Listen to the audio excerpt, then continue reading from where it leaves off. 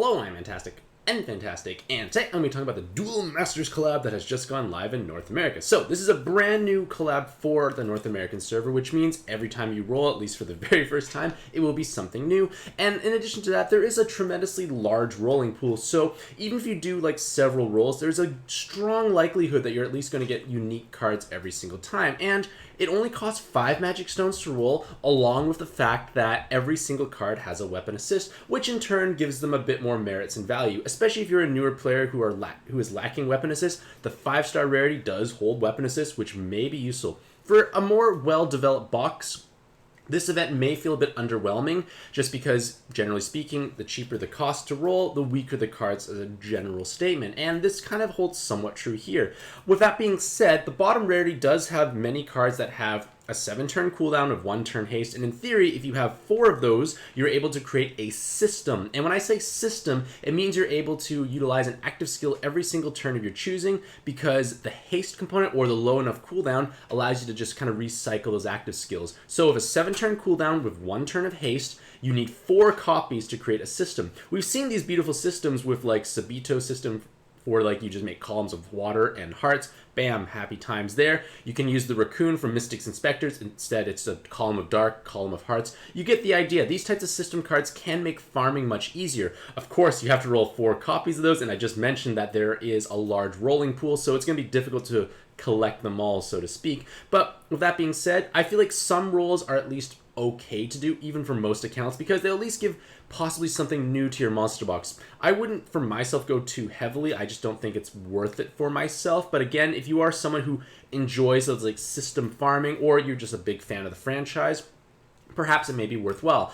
With that being said, I want to take a look at the cards that you can monster exchange for, because this event is kind of a trade-only event and maybe roll lightly overall. So there are 2 7-star cards in this event, and it's Sonja. And Sonja well, she just comes in one form in a weapon assist. She has significant personal damage. She can have quad 7 combo with a VDP, and she has a massive attack stat. Easily a great candidate for the double damage cap latent, because you're going to be hitting incredibly hard, especially if you pursue that 7 combo. On the other hand, if you need more passive damage, you take the enhanced fire, you take the skill boost plus if you need skill boost, or the super blind resist. You have that flexibility. But one thing I do like about her is that her active skill is relevant for every single dungeon except for Shura 2, because it gives you 3 turns of damage absorb void, and 3 turns is significant because it lets you overcome the spawn in Shura 3. Shura 1, it's going to be a little awkward because the 15-turn cooldown might be a bit long if you have to chain between Sopdet, the green thing, and then other things later on. The point that matters, it might be a little bit more cumbersome, but you'll find a way. Maybe you'll have another option alongside of it. But you have a card that does meaningful personal damage and passive damage. I dislike the fact that she has a dark enhanced combo, because it's most likely just going to go to waste. And that's a bit of a shame, because if she had one other awakening left, anything that could have been just relevant, maybe even just time extend, it could have been helpful. For her leader skill, her multipliers are just really too low for her leader skill attack multiplier. It's just terribly low. Yes, you can bump it up, but I feel like it's just not going to be that magical. We compare it to like Rosalind, it's just not going to be as significant overall. You do get massive amounts of bonus combos, but unlike Rosalind, you can't system this active skill. Rosalind is great because she makes her own orbs. She allows you to have this system flowing. It makes it just much easier overall. Sonja does not provide that, which is definitely a bit on the unfortunate side. You do get lots of combos, lots of damage reduction, but it's just not going to be something that's relevant. So, like, if you do manage to roll her, it can definitely be a sub for mono-fire teams. Like I said, big damage output, a meaningful active skill, some passive damage, useful thing overall. For myself, I probably wouldn't trade for it, though. For her weapon assist, you get a skill boost and cloud resist, and the same useful active skill. So, if you don't have, like, the spicier weapons, such as, like, Boar Helmet, Menuet, etc., that gives you 2 turns of damage absorb void, this can be a solution for yourself. You unfortunately don't get to have the other collateral benefits of, say, like Color Absorb or Void Damage Void from Menuet, but you do get a board changer alongside of it, which, if you're Fire or Dark team, it's definitely relevant. Obviously, this weapon is much more relevant for mono fire because of the enhanced fire orbs, but still a useful weapon overall. But again, I just don't feel like it's truly worth the trade. But then again, if you have lots of 6-star Godfist exclusives as fodder, maybe you could, because remember, with a 5 magic stone cost, things are on discount, so to speak, for the monster exchange system. For Zeus, he is a phenomenal farming leader. If your goal of the game is to like farm dungeons as quickly and efficiently as possible, and oftentimes in co-op, Zeus may be a dream come true because he has many skill boosts even in co-op. He has modest personal damage with regular matches, significant personal damage with the VDP. His active skill is a gravity of 35%. It gives you 100% damage reduction and then 5 times attack for gods. The attack buff is probably going to guarantee you sweep whatever floors in your way, and the gravity can definitely help you do some cheesy things. If I'm not mistaken, 2 35% gravities back to back should bring something at least to 50% health, and that means you are able to overcome super resolves. If that's the 50% threshold, you can possibly dodge some mechanics. I need to double check my math, but I think it is right. If it's wrong, it's obviously just going to be a little different. But the point of the matter is gravity can be used to cheese certain things because you can bypass some mechanics if you're able to push them below super resolves without triggering their extra mechanics. Something nice to think about. Their leader skill gives you a nice fat attack multiplier, large amounts of damage reduction, and a good RCV multiplier. This is actually quite a nice leader skill, I think, overall. You get to have your attack multiplier when you match 6 or more connected light orbs. So the key is you need to have 6 or more light orbs or you don't get the 75% damage reduction. That's a bit of a drawback. So if you were trying to like tackle other content, maybe you want to pair with someone like Ferrule because that will give you some bonus combos if I'm not mistaken. Or more so it just gives you a flat health multiplier to offset the fact that your damage reduction is conditional. You may not always have 6 light orbs, but again, if you're doing co-op and you know the dungeon and you have enough orb changers, this never should be an issue and you become quite bulky. For their weapon assist, you get 4 light rows and attack well above 50%. So the owning card gets 50% bonus damage, always nice. More light rows, more damage, same useful active skill. It definitely has merits if that's the type of playstyle you are pursuing. Now we come to the 6-star cards, and all of these will only cost you 4 trade fodder. So these are the cheapest or least expensive you can have. And for the vast majority of players, I feel that Genmu is going to be the most desirable card because they have either 4 or 6 skill boosts, which is definitely meaningful. They can have super poison resist, which is helpful. They can have a god killer. Again, depends on the scenario. They have 7 combo, 10 combo, a balance killer, an attacker killer, physical killer, and healer killer, and a huge attack stat. So again, they are definitely a great candidate for the double damage cap if you are running content that is relevant for that, because they can deal immense amounts of personal damage. Their active skill gives you 4 turns of haste. Haste is beautiful because in the current transforming meta, we want to be able to hit our skill boost threshold, so to speak, in order to transform the first transform, and then, if relevant, a second transform. So when you get to the first transform, skill boosts are relevant. But after you do the first transform and you try and do the second one, say for like your Nautilus or Royal Oak, Rosalind, etc., you have to manually go through those turns. So you tend to use delays to give safety so you can stall with ease, or haste, because haste will give you 4 turns of charging in the case of this dragon here. So you're able to then be, closer to the second transform. That is definitely a big meaningful aspect because I don't foresee transforming ever leaving the meta anytime soon. Gung-Ho has kind of just dug themselves into a hole with making transforming so great, and they decided to take it a step further with double transforming cards like Rosalind and the Fairies, etc., because it clearly works and people will chase for them. So 4 turns of haste I don't think will ever truly go out of style. Yes, it is a 24 turn cooldown, which definitely can be difficult to overcome, but there are ways you probably could do so. And in addition to the 4 turns of haste, you get to have 99 turns of 15% Dark Skyfalls. That's a huge Skyfall buff, which can definitely make it much easier for mono dark teams. And I just wanted to quickly hop to their weapon assist while we have this active skill fresh in our minds. It gives you a single skill boost, 40% blind resist, and some enhanced dark orbs. And if this is inherited onto a card that has a low base cooldown, it's definitely something you could possibly utilize at the beginning of a dungeon and then just rely on their base active skill if it's useful for the remainder. It's definitely a way to help you transform multiple times, and if Dark does receive a multi-step transforming card, which I don't see why it wouldn't at some point in the future, it's not a bad thing. Of course, this is me hedging my bets against a future possibility. But because of the fact that the monster exchange cost is so low, it may not necessarily be a bad thing to do, because again, 4 turns of haste might still be relevant for other teams. If you're farming content in co-op, there's a good chance you have enough skill boosts, you can recycle key active skills. And again, that could also be truly relevant. I think this is definitely a powerful card overall, and I definitely feel like I will pick up one for myself because the trade fodder requirements are quite low, and it's definitely the most appealing of the 6-star cards because everything else is going to go a bit more downhill afterwards. Jumping back to their leader skill, they do have nice multipliers overall. The only thing is you have to match 5 or more connected Dark Orbs, and their active skill is not so great in a sense because it's only going to be used once, and you're really not going to necessarily be using any more overall. Now, I'm going to jump to the next cards, but remember, trade for them 4 turns of haste is meaningful. The next dragon here has the potential to have strong leadership potential for mono fire for row-based teams, because you have the rows, you have 7 combos, you can have big attack multiplier, big personal damage with your reasonably high attack stat, personal damage of 7 combos, VDPs, or a 10 combo.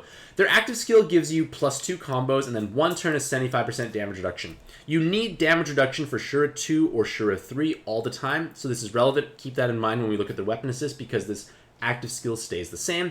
You also change light, hearts, and all hazards into fire. So you do lose the chance to heal, but the 75% damage reduction should ensure you do live anyways, and the copious amounts of fire orbs that are created, because in theory your board will be 50% fire at that point, will allow you to match whatever pattern is necessary and probably delete whatever spawn there is. So useful aspect there overall. Their leader skill gives you nice thick multipliers. The damage reduction is quote-unquote lower, but you have 4 times health of dual leaders, and you are able to, all you have to do is match 4 or more connected fire orbs. Yes, you may not be able to use their active skill that often because of 10-turn cooldown, but maybe you have subs who make act orbs on a regular basis. But even if you don't trigger the damage reduction, you have a thick health multiplier. This is obviously not going to be by any means like the new latest and greatest leader skill available, but it's reasonable. But I still don't feel like I would trade for it because it's nice, but not that nice.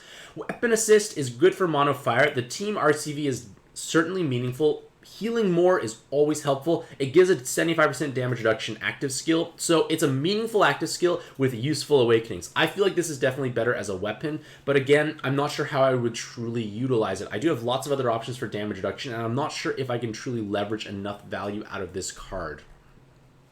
For this blue captain individual, they can have super poisonous and the choice of blind or jammer. So they can resist lots of things, but the problem is they have lots of wasted awakenings. 2 wood rows are just wasteful. There's no team that wants to match wood and fire rows. Maybe you can argue that they want to do so themselves, but it's just not going to be a relevant enough leader skill because, yeah, it's just like they're like it's a big attack multiplier, but no RCV and like not that much damage reduction. Wasted awakenings. And the active skill is a 10-turn cooldown that changes the whole board to fire, wood, hearts, and 1-turn haste. It doesn't counter mechanics, but at the same time, you do have those beautiful resists, so I guess you are able to counter those in that sense, but I don't feel like it's definitely a card I would want to pursue. And as a weapon, you get bulk of double team health and 2 different types of orb enhances and attack well above 50%. It's not bad, but it doesn't give an active skill that's truly meaningful. I feel like maybe if I had a free weapon assist slot and had nothing else I wanted to bring, wouldn't be a bad choice for your mono wood or mono fire teams, but again, I wouldn't trade for it. For the Master of Death, they have large amounts of personal damage because they have double 10 combo and 3 TPAs, so their low attack stat is definitely offset by that, but the problem is there's no dark team that's going to make that many combos and use TPAs because they tend to be blob-oriented in nature, so it's just a little bit awkward in that regards overall. Machine Killers are only truly relevant for Shura 1, which should be easy enough at this point in time that we don't need like a magical damage stick because leader skills have just come so far that it's much more manageable by comparison. For the active skill, you do get to unlock the whole board and create 12 dark orbs at random, and then you get 3 times movement time and 3 times attack. So it's an okay active skill. It does give you buffs, but the longer cooldown could be possibly problematic. You can't rely on it to constantly rebuff yourself. And the leader skill, I feel like it should be a lower amount of health because it says 0.5 times health, so it'd be less health, but big damage reduction, but it's not going to be enough to be competitive in this day and age overall. For their weapon assist, it's bind immune with a TPA. We have quite a few different weapons that can do that. We have 7 of them, if I'm not mistaken, so it's not that unique. And TPA is still in a bit of an awkward place overall because it's not giving 2 TPAs. We have weapons that give 2 TPAs, so it's kind of like, why would we want 1 when we can have 2? You could argue that the bind immunity might come in handy, but we do have 6 other options that can do so. So I just feel like it's not accomplishing that much overall. For Mia, what's her name? They have, again, lots of TPA with a significant attack stat, and they can have 10 combo, 7 combo, so they can have large amounts of personal damage, but again, there is no wood team that utilizes TPA in an efficient manner. Wood tends to be like Nautilus and making rows, which is blobbing, which is not TPA, so it's a little awkward to take advantage. Their active skill does give you 75% damage reduction, which again we do like to have, but that does have overlap with Zila's hat, which is going to be when I talk about the weapon assist, because Zila's hat also gives the damage reduction, but gives better awakenings overall, because Rose and Bind Immunity is great for Nautilus, and this Rose for other cards. Like, Rose are just nice for Nautilus. The 20% resistant everything, a skill boost Tape, like, it's not terrible, but Tape, at least at this exact point in time, does not have that much relevance. But again, if you need a damage reduction active skill, not a bad thing, but it's definitely not something I would actually Monster Exchange for. For the last 6-star card, because, yep, the last 6-star card, they have significant personal damage of 10 combo, double 7, and VDP, and a respectable attack stat, but they do have super poisonous. It's not a regular poisonous, so they do have good resist, but again, the 20%, you might feel a little bit wasted because they could have been possibly something else. I like to get my 20% resist for my weapons, or super resist instead, so I feel like it's just a bit of a dead weight there. The active skill gives you a board unlock, changes the top row to light, and then delays enemies' turn by 2. So a 2-turn delay means they could be a 4 or a 6 effective skill boost card, but you probably want to pursue damage because it's significant, a 10 combo awakening, but not a terrible thing overall. It's nice to have a delay, it's nice to have orb generator, but again, is it something we really can fit on a given team? For their weapon assist, they give a skill boost, 3 rows, and 2 team RCVs. So your light row based teams like Ferrule, Gung-Ho Zeus, and the Duel Monster Zeus, they're all cards that are teams that want to use light rows to their advantage. So if you're playing like non-farming content where healing backup might be relevant, not a bad thing to have overall. But again, it's also 3 effective skill boosts, so it's not a bad card overall, but it's just like pretty narrow usage. And in terms of like Ferrule or Gung-Ho Zeus, or this Zeus, in terms of playing like Shura 2 and 3, it's going to be quite a tough stretch overall. And with that being said, these are all the 6-star cards, and 6 and 7-star cards that you can acquire through Monster Exchange. And the only 6-star card that I'm really truly interested in is Genmu. The others are okay, but not really worth pursuing. And that's just kind of be the theme of the collab. Like, the bottom rarity does have, like I said, many cards with haste. They do have weapon assist, but I feel like it's not necessarily worth pursuing. Like, if you do roll them, great. Most likely going to be useful as a weapon assist, unless you have 4 copies to make your own system. But with that being said, let me know what you think about this collab in the comments below. Do you think it's worthwhile to roll and pursue, or do you think it's just better to maybe do a couple of rolls, maybe a Monster Exchange, and just ignore it overall? With that being said, hopefully you all have a truly fantastic day. I wish you all the best luck in your own pad adventures, and happy puzzling.